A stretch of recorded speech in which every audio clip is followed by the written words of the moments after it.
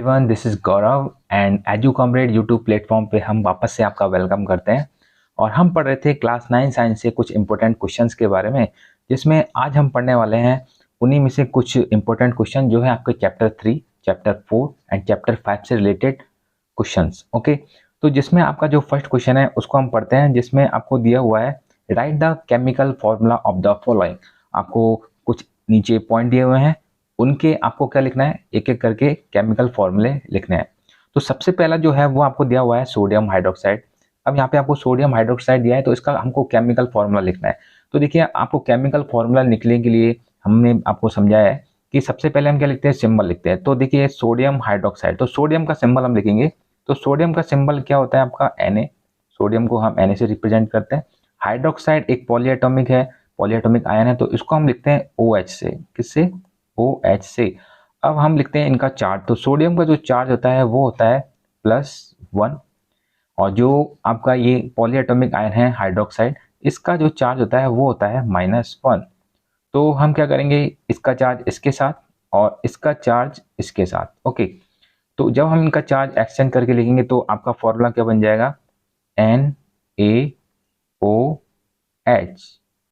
तो आपका जो फर्स्ट क्वेश्चन है सोडियम हाइड्रोक्साइड, इसका केमिकल फॉर्मूला क्या हो जाता है, NaOH, सोडियम हाइड्रोक्साइड। ओके, तो ये आपका क्वेश्चन फर्स्ट का पहला पॉइंट हो जाता है। चलिए, तो नेक्स्ट देखते हैं हम। नेक्स्ट में आपको बोल रहा है मैग्नीशियम हाइड्रोक्साइड के बारे में।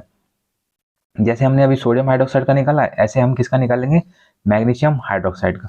तो देखिए, मैग्नीशियम का सिंबल लिखते हैं। तो मैग्नीशियम का सिंबल क्या होगा, Mg। और हाइड्रोक्साइड का सिंबल क्या होगा आपके पास, OH। वही, क्योंकि अभी हमने ऊपर भी लिखा था। अब ये जो पॉलीएटॉमिक है हाइड्रोक्साइड, इस पे चार्ज कितना होता है, -1। ठीक है, और जो मैग्नीशियम है, मैग्नीशियम जो अपना आयन बनाता है, तो इसका जो चार्ज लिखते हैं वो हम लिखते हैं Mg+2। तो +2 इसका चार्ज हम लिखेंगे। अब ये जो +2 है वो हम हाइड्रोक्साइड के साथ लगाएंगे, और जो -1 है वो हम लगाएंगे मैग्नीशियम के साथ। तो अब जो केमिकल फॉर्मूला बनेगा वो आपका बन जाएगा MgOH का होल ट्वाइस। क्योंकि जो पॉलीएटॉमिक आयन होते हैं उनको हम ब्रैकेट में लिखते हैं, और जो चार्ज है वो नीचे लिख दिया जाएगा। ओके, तो MgOH का होल ट्वाइस क्या बन गया, मैग्नीशियम हाइड्रोक्साइड का केमिकल फॉर्मूला।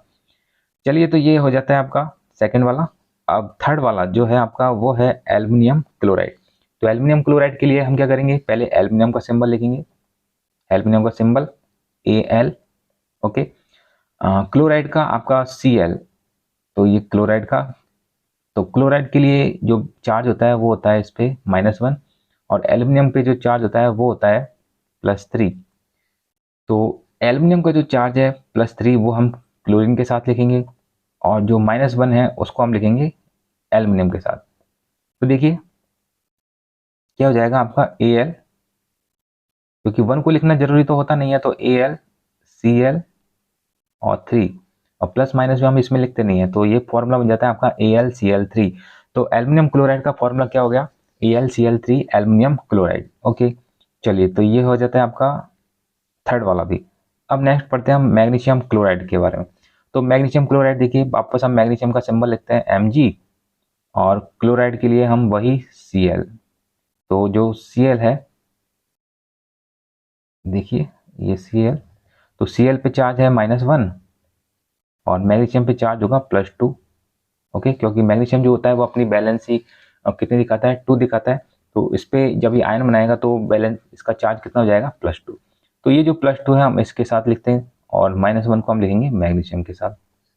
तो देखिए, अब जो फॉर्मूला बनेगा वो आपका बन जाएगा मैग्नीशियम MgCl2। ओके, तो जो 2 है वो हम किसके साथ लिखा हमने, क्लोराइड के साथ, मतलब MgCl2 मैग्नीशियम क्लोराइड। तो ये भी हो जाता है आपका 4 नंबर का।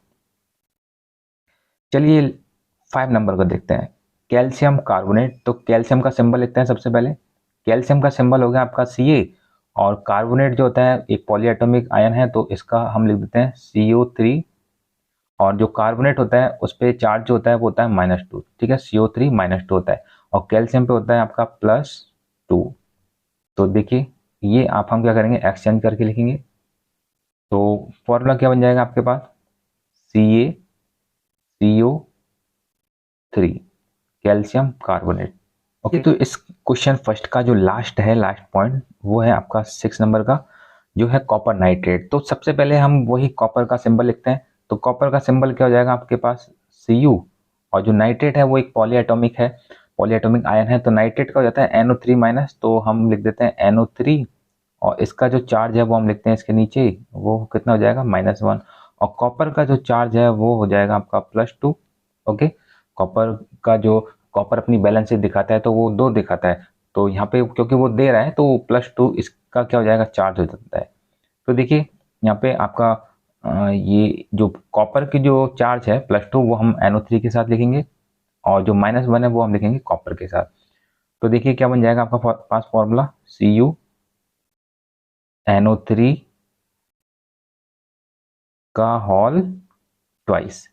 अब हमने इसको ब्रैकेट में क्यों लिखा है, क्योंकि ये जो नाइट्रेट है वो एक पॉलीएटॉमिक आयन है, तो पॉलीएटॉमिक आयन को हम ब्रैकेट में लिखते हैं, इसलिए ये आपका केमिकल फॉर्मूला जाता है कॉपर नाइट्रेट का। ओके, तो ये क्वेश्चन जो फर्स्ट है बिल्कुल कंप्लीट होता है। अब नेक्स्ट क्वेश्चन को हम पढ़ते हैं। देखिए नेक्स्ट क्वेश्चन है आपके पास क्वेश्चन नंबर 2, जिसमें आपको बोल रहा है एक्सप्लेन विथ एग्जाम्पल्स। इसे करके हम समझते हैं। देखिए पहला है आइसोटॉप। तो आइसोटॉप्स क्या होते हैं, देखिए तो जो आइसोटॉप्स होते हैं ना, वो आपके एटम्स हैं। किसके एटम्स हैं, वो सेम एलिमेंट के एटम्स हैं, जो आपके सेम एटॉमिक नंबर रखते हैं, पर उनका जो मास नंबर होता है वो डिफरेंट होता है, जिन्हें हम क्या कहते हैं, आइसोटॉप्स कहते हैं। तो हम इसको ऐसे लिख सकते हैं कि atoms of the same element having same atomic number but different mass number are known as isotope. Okay, तो आइसोटॉप्स के मैं आपको एग्जांपल बता देता हूँ। जैसे आपका 1H1, अब ये 1H1 क्या होता है आपका प्रोटियम, इसको प्रोटियम बोलते हैं, ये हाइड्रोजन का आइसोटॉप है। ऐसे ही 1H2 जो होता है वो आपका, ये 1H2, ये भी हाइड्रोजन का, इसको ड्यूटेरियम बोलते हैं। ये 1H3, और ये भी हाइड्रोजन का क्या है, आइसोटॉप है। ओके, तो हाइड्रोजन के 3 आइसोटॉप है, प्रोटियम, ड्यूटेरियम एंड ट्राइटियम।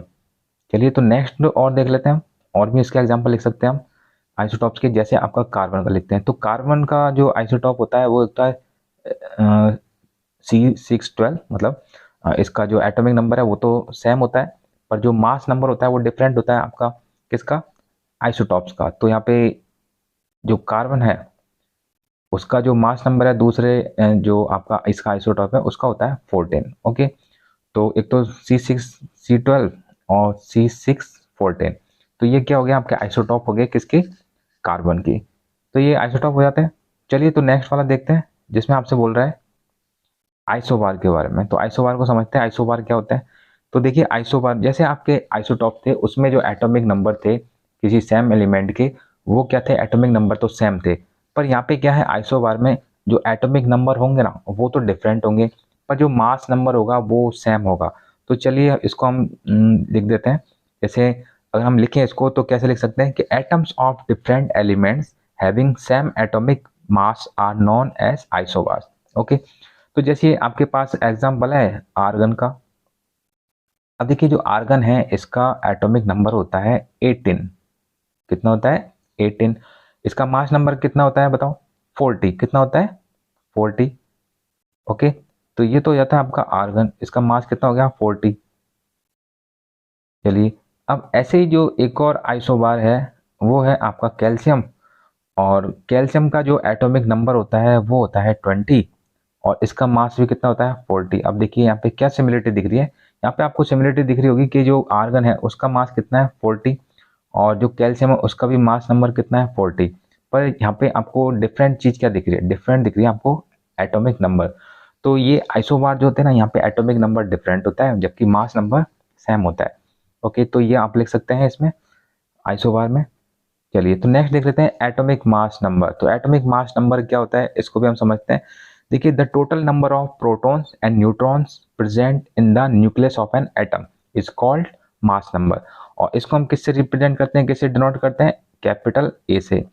तो मास नंबर को हम कैपिटल ए से डिनोट करते हैं, और अगर हम मास नंबर को लिखें तो वो क्या होता है, नंबर ऑफ प्रोटॉन्स। तो number of protons plus number of neutrons, तो दोनों का जो सम होता है प्रोटॉन्स और न्यूट्रॉन का सम, वही क्या कहलाता है आपका एटॉमिक मास नंबर। तो ये आपका एक फॉर्मूला बन जाता है जिससे हम न्यूट्रॉन की संख्या निकाल सकते हैं, और अगर आपके पास प्रोटॉन और न्यूट्रॉन है तो हम उससे मास नंबर भी निकाल सकते हैं। ओके, तो ये एटॉमिक मास नंबर हो जाता है। चलिए तो नेक्स्ट देख लेते हैं, जिसमें आपको दे रखा है बैलेंसी के बारे में। तो बैलेंसी क्या होती है? तो balance is the combining capacity of an atom और नंबर ऑफ इलेक्ट्रॉन्स लॉस और गेन बाय एन एटम। ठीक है, तो ये आपकी क्या होती है? बैलेंसी, जिसमें आपको क्योंकि एग्जांपल भी पूछ रहा है तो आप इसमें एग्जांपल भी लिख सकते हैं। तो एग्जांपल जैसे हम लिख देते हैं, चलिए सोडियम के बारे में। ओके, तो सोडियम का अगर हम इलेक्ट्रॉनिक कॉन्फ़िगरेशन देखें तो उसमें 2 8 और क्या होता है? 1, 2 8 1 होता है। तो यहाँ पे जो 1 है ये क्या करता है? ये वाला जो इलेक्ट्रॉन है अपने, ये जो सोडियम है अपना ऑक्टेट बनाने के लिए आउटर ऑर्बिट में ये जो 1 इलेक्ट्रॉन है इसको क्या कर देता है? दे देता है, जिसकी वजह से इस पे जो चार्ज आता है वो क्या आता है? +1। या ऐसे बोले कि ये इसकी जो बैलेंसी होती है वो क्या होती है? ये, क्योंकि इसको हम बैलेंस इलेक्ट्रॉन बोलते हैं। किसी एटम के जो सबसे बाहर का जो ऑर्बिट होता है उसमें जो इलेक्ट्रॉन होते हैं उसको हम बोलते हैं बैलेंस इलेक्ट्रॉन। तो यहाँ पे जो 1 है वो बैलेंस इलेक्ट्रॉन है, तो इसकी बैलेंसी क्या हो जाती है? 1। ओके, तो ये हो जाता है आपका बैलेंसी के बारे में। और भी आप कई सारे एग्जांपल लिख सकते हैं इसमें, किसी का भी, मैग्नीशियम जितने भी एलिमेंट है जो भी आपको याद है उसके बारे में आप लिख सकते हैं। ये तो जो नेक्स्ट क्वेश्चन है वो है आपका क्वेश्चन नंबर 3। और क्वेश्चन नंबर जो 3 है उसमें बोला जा रहा है right the law of chemical combination. आपको केमिकल कॉम्बिनेशन की लॉ लिखने हैं जो कि लेवोसियर और जोसेफ एल प्राउस्ट के द्वारा दिए गए, जिसमें आपका फर्स्ट जो लॉ था वो था law of conservation of mass, जो आपका लेवोसियर के द्वारा दिया गया, जिसमें जो लेवोसियर है वो बोलते हैं कि mass neither be created nor be destroy in a chemical reaction. जबकि जो सेकंड लॉ है जो आपका जोसेफ एल प्राउस्ट के द्वारा दिया गया, उसमें जोसेफ एल जो प्राउस्ट है वो क्या कहते हैं कि कोई जो आपका एक केमिकल जो सब्सटेंस है उसमें जो एलिमेंट प्रेजेंट है वो एक डेफिनेट प्रोपोर्शन बाय मास में क्या करते हैं? कंबाइन होते हैं। ओके, तो ये क्या है आपका? लॉ ऑफ डेफिनेट प्रोपोर्शन या लॉ ऑफ कांस्टेंट प्रोपोर्शन, जो कि जोसेफ एल प्राउस्ट के द्वारा दिया गया। ठीक है, तो ये क्वेश्चन नंबर 3 हो जाता है। और क्वेश्चन नंबर 4 को पढ़ते हैं। क्वेश्चन नंबर 4 में आपको बताया जा रहा है कि draw the systematic atomic structure of silicon and sodium. आपको सिलिकॉन और सोडियम का सिस्टमैटिक एटॉमिक स्ट्रक्चर बनाना है। तो देखिए, आपको इसके लिए आपको पहले जो सिलिकॉन है उसका इलेक्ट्रॉनिक कॉन्फ़िगरेशन लिखना पड़ेगा। तो सिलिकॉन का इलेक्ट्रॉनिक कॉन्फ़िगरेशन लिखने के लिए आपको इसका जो एटॉमिक नंबर होता है वो होता है 14। अब देखिए, जो फर्स्ट जो ऑर्बिट है जो है आपका के, तो इसमें कितना बढ़ते हैं? इसमें बढ़ते हैं हम सिलिकॉन के लिए 2। एल में जो इसके इलेक्ट्रॉन भरे जाएंगे वो जाएंगे 8। कितने हो गए आपके पास? 10 इलेक्ट्रॉन हो चुके हैं और अभी इसके पास 4 इलेक्ट्रॉन और बच रहे हैं। तो एम जो ऑर्बिट है, एम जो सेल है उसमें कितने इलेक्ट्रॉन आ जाएंगे? 4। तो चलिए ऐसे ही हम सोडियम के बारे में समझते हैं। अब सोडियम जो होता है उसका जो एटॉमिक नंबर है सोडियम का वो होता है 11। और इसका जो के शेल है उसमें आपके इलेक्ट्रॉन भरे जाएंगे 2। एल में भरे जाएंगे 8 और एम में भरे जाएंगे 1। ठीक है, अब इसको आप जैसे आपकी स्क्रीन पे दिखाया हुआ है उस प्रकार से आप इलेक्ट्रॉन को फिल कर सकते हैं। ओके, चलिए तो ये वाला क्वेश्चन आपका हो जाता है। क्वेश्चन नंबर आपका 4 कंप्लीट। अब हम पढ़ते हैं क्वेश्चन नंबर 5 को। और क्वेश्चन नंबर 5 आपसे बोल रहा है राइट शॉर्ट नोट्स ऑन। आपको शॉर्ट नोट्स लिखने न्यूक्लियस पे, माइटोकॉन्ड्रिया पे, गोल्जी बॉडी पे और प्लास्टिड पे। ओके, तो जो फर्स्ट है न्यूक्लियस, इसके बारे में आपको आपके स्क्रीन पे दिखाया हुआ है, आप इसको अच्छे से लर्न कर सकते हैं। आपको जैसा कि पता ही है न्यूक्लियस की खोज 1831 में रॉबर्ट ब्राउन के द्वारा की गई थी। और इसका क्या क्या फंक्शन होता है, ये क्या काम करता है, ये सारी बातों को आप इसमें लिख सकते हैं। ओके, तो सेकेंड वाला देख लेते हैं जिसमें है आपका माइटोकॉन्ड्रिया। और माइटोकॉन्ड्रिया के बारे में आपको देखिए आपकी स्क्रीन पे दिखाया हुआ है। माइटोकॉन्ड्रिया आपका पावर हाउस है सेल का, जो कि आपका एटीपी बनाने का काम करता है, मतलब एनर्जी को बनाने का काम करता है। और इसके बारे में भी आपको स्क्रीन पे आपके सामने दिया हुआ है, तो आप इसको भी लर्न करें। जो थर्ड है वो है आपका गोल्जी बॉडी। और गोल्जी बॉडी के बारे में आपको आपकी स्क्रीन पे दिया गया है, आप इसको अच्छे से लर्न करें और आप इसके बारे में काफ़ी चीज़ें लिख सकते हैं। आपको पता है जो गोल्जी बॉडी है इसकी खोज कैमिलो गोल्जी के द्वारा की गई थी। और ये जो गोल्जी बॉडी होता है ये आपका मैनेजमेंट का काम करता है, स्टोरेज का काम करता है, पैकेजिंग का काम करता है। ओके, और जो 4 है वो है आपका प्लास्टिक। तो प्लास्टिड के बारे में भी आप देख सकते हैं और इसके बारे में आप लिख सकते हैं। जो प्लास्टिड्स होते हैं आपके ल्यूकोप्लास्ट और आपके जो क्रोमोप्लास्ट होते हैं, इनके बारे में आपको स्क्रीन पे दिखाया हुआ है। ओके, तो आपका ये क्वेश्चन नंबर 5 भी हो जाता है। क्वेश्चन नंबर 6 देख लेते हैं। क्वेश्चन नंबर 6 आपसे बोल रहा है who was discovered neutron, proton, electron. तो जो न्यूट्रॉन है उसकी खोज किसने की? तो न्यूट्रॉन की जो खोज है वो जेम्स चैडविक के द्वारा की गई थी। और प्रोटॉन जो है इसकी खोज की गई थी आपके गोल्डस्टीन के द्वारा। और इलेक्ट्रॉन की खोज की गई थी जे थॉमसन के द्वारा। ठीक है, तो एक छोटा सा क्वेश्चन था जिसमें आपको किन के द्वारा ये न्यूट्रॉन, प्रोटॉन, इलेक्ट्रॉन की खोज की गई थी उसको लिखना था। चलिए, तो नेक्स्ट जो है वो है आपका explain Bohr's model of an atom. तो आपको बोर का मॉडल समझाना है।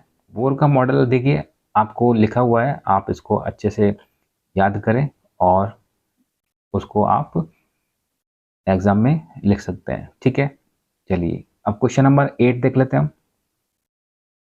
क्वेश्चन नंबर 8 है आपका why plasma membrane is called selectively permeable membrane. जो प्लाज्मा मेम्ब्रेन होती है उसको सेलेक्टिवली परमेबल मेम्ब्रेन क्यों कहा जाता है? तो आपको जैसा कि पता है कि जो ये प्लाज्मा मेम्ब्रेन होती है इसे हम सेल मेम्ब्रेन भी कहते हैं। और ये जो सेल मेम्ब्रेन होती है ये आपकी प्रोटीन और फैट की बनी होती है। तो ये कुछ सेलेक्टेड चीज़ों को ही क्या करती है, अलाउ करती है मूवमेंट के लिए। ठीक है, जैसे आपका वाटर है तो वो ऑस्मोसिस के द्वारा, और जो गैसेज होती है वो डिफ्यूजन के द्वारा इस सेल मेम्ब्रेन या प्लाज्मा मेम्ब्रेन के थ्रू क्या कर सकती है, इन एंड आउट मूव कर सकती है। ओके, तो इसलिए ही हम क्या करते हैं, ये जो आपका प्लाज्मा मेम्ब्रेन होता है इसको क्या बोलते हैं, सेलेक्टिवली परमेबल मेम्ब्रेन कहा जाता है। ठीक है, तो ये क्वेश्चन 8 हो जाता है आपका। क्वेश्चन नंबर 9 को पढ़ते हैं। क्वेश्चन नंबर 9 है आपका right the electron distribution of following element. ठीक है, आपको इलेक्ट्रॉनिक डिस्ट्रीब्यूशन लिखना है कार्बन, नाइट्रोजन और सोडियम के बारे में। तो इलेक्ट्रॉनिक डिस्ट्रीब्यूशन जो है आपका कार्बन, नाइट्रोजन और सोडियम का आपको आपकी स्क्रीन पर दिखाया हुआ है। आप इसको अच्छे से लर्न करें। ओके, क्योंकि देखिए कार्बन का जो एटॉमिक नंबर होता है वो 6 होता है, नाइट्रोजन का 7 होता है और सोडियम का 11 होता है। तो उसके अकॉर्डिंग हम इनके ऑर्बिट्स में इलेक्ट्रॉन को फिल करके इनका डिस्ट्रीब्यूशन लिख सकते हैं। तो क्वेश्चन जो 10 है इसको हम समझ लेते हैं। क्वेश्चन नंबर 10 है right the drawbacks of Rutherford experiment. तो आपको रदरफोर्ड जो है इसके एक्सपेरिमेंट के ड्रॉबैक्स लिखने। तो रदरफोर्ड का जो एक्सपेरिमेंट है उसके ड्रॉबैक्स क्या हैं, आपको पता होना चाहिए कि रदरफोर्ड जो है उन्होंने बताया था कि जो आपका इलेक्ट्रॉन है वो सर्कुलर ऑर्बिट में क्या कर रहा है, मूव करता रहता है। तो अगर कोई इलेक्ट्रॉन या कोई ऑब्जेक्ट अगर सर्कुलर मोशन में मूव कर रहा है तो वो अपनी एनर्जी को रेडिएट करेगा, जिसकी वजह से जब वो एक्सेलरेट होगा तो उसकी वजह से वो एक समय आके न्यूक्लियस में आके गिर जाना चाहिए।